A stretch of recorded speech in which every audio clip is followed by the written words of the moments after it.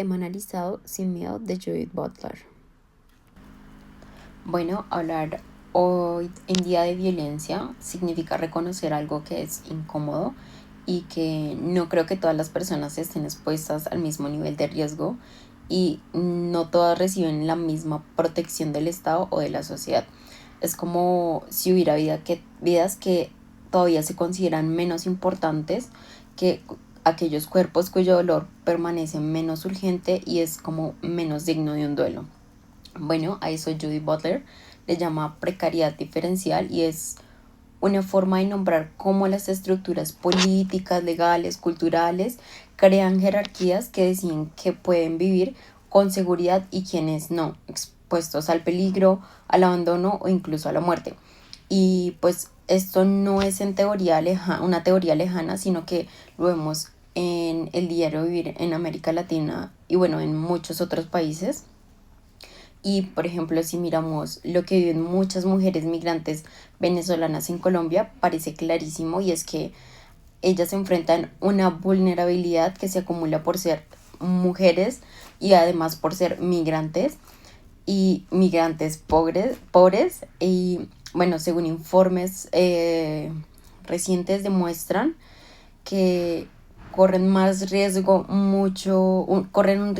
mayor en cuanto a sufrir violencia sexual, explotación laboral, trata de personas o feminicidio. Y cuando pues estas personas buscan ayuda,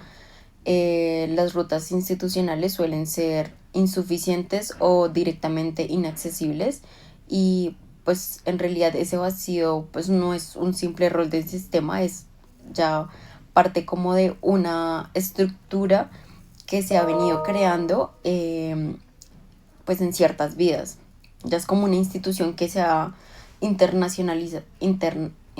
entre nosotros y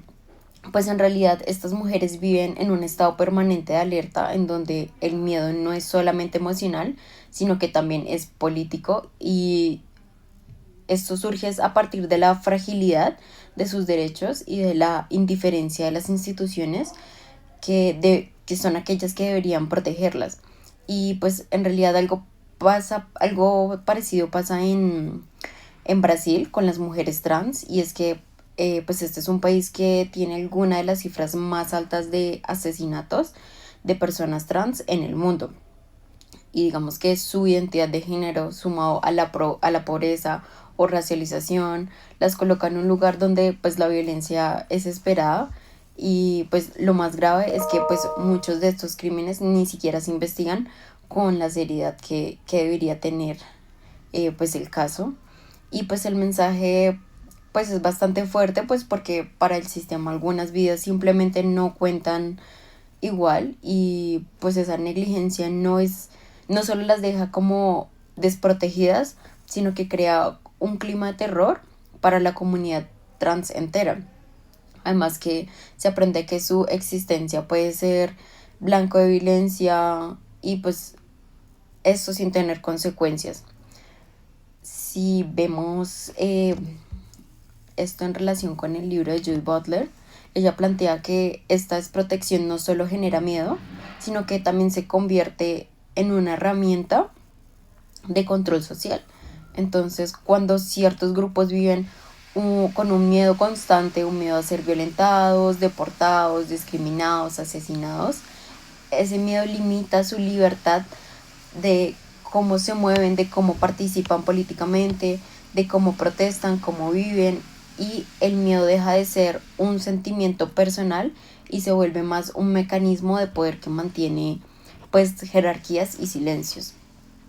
Así pues se entiende que la violencia no es solo un problema de seguridad, sino que es un espejo de cómo las sociedades deciden consciente o inconscientemente sobre los cuerpos que merecen cuidado y cuáles pueden ser sacrificados. Entonces, Butler queda no solo como en un diagnóstico, sino que también invita a ver como esa resistencia que aparece justamente en esos espacios, espacios donde surge la precariedad. Y es cierto que donde hay violencia sistémica también surgen movimientos de organización y de cuidado Y pues es que en Colombia mujeres migrantes se están organizando para exigir políticas más inclusivas y pues crear así más redes de apoyo ante pues esta falta de respuestas del Estado. Y en Brasil pues los colectivos de mujeres trans luchan por derechos, por visibilidad, por justicia, por las víctimas transfeminicidio. Y pues estas formas de organización son prácticas ético-políticas, maneras en las que se pueden disputar quién merece vivir, con qué dignidad, de qué reclamar un lugar, un espacio público. Entonces la pregunta central que guía este ensayo aparece justo en este cruce de desigualdad y resistencia. Voy a leerlo un poco. Dice, como explica Butler, que esta precariedad marcada por género, raza o migración, como el caso de las mujeres venezolanas en Colombia o las mujeres trans en Brasil, produce miedo social y qué formas de resistencia colectiva pueden desafiar estas jerarquías que deciden qué vidas son protegidas y cuáles no. Bueno, pues pensar sobre esta pregunta ayuda a entender mejor cómo funciona el poder y, más importante aún, imaginar alternativas en un mundo que sigue marcado por la vida de millones de personas. Mirar la precariedad desde Butler también nos obliga a que no solo es ver cómo se produce la desigualdad, sino también pensar en cómo resistirla, cómo acompañarla, cómo construirla desde una comunidad, desde los cuerpos que han sido pues vulnerabilizados. Y bueno, en este ensayo se trata más como de una relación entre precariedad y miedo, y también como de las resistencias que hoy están abriendo caminos hacia una vida más justa y más visible para quienes históricamente han sido desprotegidos. Butler nos menciona que la precariedad nunca se distribuye de igual manera, sino que por el contrario, los marcos sociales y políticos determinan qué cuerpos son más expuestos a la violencia y cuáles serán reconocidos como dignos de protección. Esa precariedad diferencial afecta especialmente a aquellas personas que cumplan con ciertos rasgos, como puede ser migrante, la raza, en muchos casos el género y también la clase. Pues son interpretados según imaginarios políticos como fuera de plena humanidad y por lo tanto fuera del marco de ser lo llorable. Para el caso de las mujeres venezolanas, en Colombia, Butler permitiría interpretar que hay una intersección entre género, racialización, extranjería y pobreza, lo que convierte esos cuerpos fácilmente en descartables o no llorables. Son vidas consideradas de menor valor por cumplir con estas condiciones y por eso mismo más susceptibles a la explotación sexual, a la violencia e inclusive a los homicidios. Y esto se traduce en Colombia o se constituye básicamente su figura como una amenaza hacia el empleo, la moralidad y la economía. Este discurso no es arbitrario, sino que por el contrario es establecido se crea a partir de una conjunción del discurso del Estado con los medios de comunicación, quienes instalan este miedo y refuerzan básicamente la vulnerabilidad. Estas personas pues básicamente tienen un miedo o instalan un miedo en la sociedad, el cual no es individual, sino que es un efecto de poder que organiza qué vidas pueden ser dañadas sin ningún tipo de repercusión y básicamente qué vidas no podrían serlo. Esto de igual forma se complementa con el caso de los feminicidios que ocurren en Brasil por las mujeres trans. Brasil es uno de los países a nivel mundial que tiene una mayor tasa de feminicidio hacia mujeres trans, y eso revela básicamente cómo la norma produce cuerpos cuya existencia es básicamente considerada ilegítima. Butler afirma que esas violencias no se deben entender como hechos aislados, sino como una expresión extrema de un régimen social que define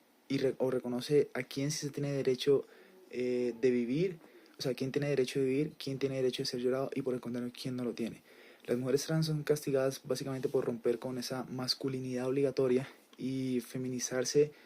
y al feminizarse pues básicamente se vuelven un objetivo de privilegio del poder disciplinario y necropolítico. En ambos casos, pues, esta precariedad no es natural, es básicamente producida por políticas, discursos y jerarquías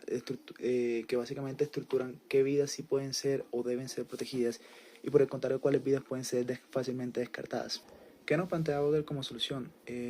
Ante esta jerarquía, básicamente Butler plantea que existen formas de resistencia que nacen desde la corporalidad y la interdependencia, no solo desde un discurso individual, sino que al recoger estos ciertos grupos surge como un resultado cuando varios cuerpos precarios aparecen en un espacio público. Es como su forma de manifestarlo. ¿Y cómo se da esto? El ejemplo más claro pues sería las asambleas de movilizaciones feministas y trans, que básicamente dan esa visibilidad a toda la agresión hacia ese pueblo, pues hacia ese grupo poblacional, que básicamente es discriminado, violentado y asesinado pues por cumplir con esas condiciones de precariedad como son las mujeres trans. De igual forma también existen redes de cuidado mutuo, apoyo y solidaridad. Eso es especialmente hacia los migrantes, o sea, existen en todo grupo poblacional, pero en todo grupo poblacional que cumple con condición de precariedad, pero especialmente para los migrantes, porque pues estos grupos de refugiados y de apoyo mutuo lo que hacen es, son personas que cumplen con esa misma condición y han pasado por escenarios demasiado, o sea, similares. Como resultado se crean estos grupos de apoyo e inserción entre los mismos. Existe también un activismo y coaliciones y transfeministas que básicamente se dedican a luchar en contra de esa violencia, a cuestionarla y a producir concientización de lo que está sucediendo para las demás pues, personas que no hagan parte o sea, que no sean agresores directos de la misma. En conclusión, para otros podemos decir que el miedo social que viven las mujeres migrantes venezolanas, las mujeres trans en Brasil, no es accidental, surge como una precarización diferencial producida por el género, la raza, la migración, la pobreza, que coloca sus vidas fuera de ese marco de protección estatal, que las condiciona a ser vidas no llorables y sin embargo pues también afirma que esta resistencia hacia esos marcos o hacia esas jerarquías surge cuando esos grupos, cuando varios cuerpos precarios se unen, se manifiestan la problemática y luchan en contra de ella como una sola unión. Bueno, en conclusión, el planteamiento de Butler permite pues entender que la violencia ejercida contra mujeres migrantes venezolanas en Colombia y en contra de las trans en Brasil no se explica solo pues, las circunstancias individuales o por hechos aislados, sino también por organizaciones sociales de la precariedad que distribuye de manera desigual la posibilidad pues, de vivir y de ser protegidos. Butler muestra que la vulnerabilidad no es un rasgo innato de ciertos cuerpos, sino una condición producida por marcos políticos, económicos y culturales que deciden ver qué vidas serán reconocidas como valiosas y pues cuáles permanecerán fuera de lo llorable. En este sentido, las mujeres migrantes y las mujeres trans se vuelven ejemplos pues claros de cómo el género, racionalización y clase y estatus en el migratorio operan conjuntamente para pues construir cuerpos considerados secundarios, disponibles o incluso desechables. La resistencia surge también precisamente de una vulnerabilidad compartida, convirtiéndola en una fuerza capaz de desafiar las estructuras que determinan